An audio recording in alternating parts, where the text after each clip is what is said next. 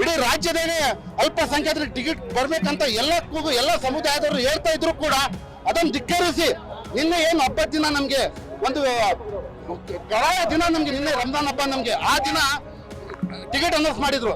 ಇವತ್ತಿನ ದಿನ ನಾವು ಹೇಳ್ತಾ ಇದ್ದೀವಿ ಈ ನಮ್ಮ ಭಾಗದಲ್ಲಿ ಇನ್ನೂ ಮಟ್ಟ ಬಿಜೆಪಿ ಬಂದಿಲ್ಲ.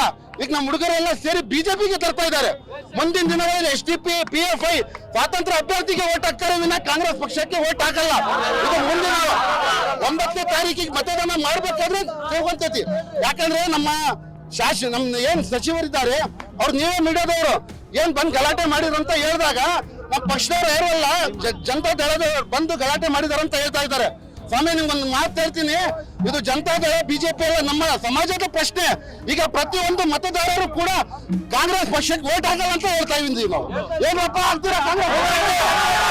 ಯಾವುದೇ ಪಕ್ಷ ಬರಲಿ ಈ ಬಾರಿ ಕಾಂಗ್ರೆಸ್ ಪಕ್ಷ ಸೋಲ್ಬೇಕು,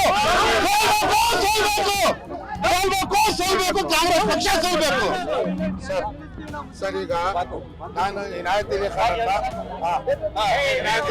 ಜಿಲ್ಲಾ ಕಾಂಗ್ರೆಸ್ ಸಮಿತಿಯಲ್ಲಿ ಕಾರ್ಯದರ್ಶಿಯಾಗಿ ಅದೀನಿ. ಮೊನ್ನೆ DCC ಆಫೀಸ್ ನಲ್ಲಿ ಈಗ ನಾವು ಅಲ್ಪಸಂಖ್ಯಾತರಿಗೆ ಟಿಕೆಟ್ ಕೇಳಕ್ ಹೋಗಿದ್ದಾಗ ಈಗ ಮಾನ್ಯ ಸಚಿವರು ಹೇಳ್ತಾರೆ ನಮ್ಮವರೆಲ್ಲ JDS ಅಂತ ಹೇಳ್ತಾರೆ.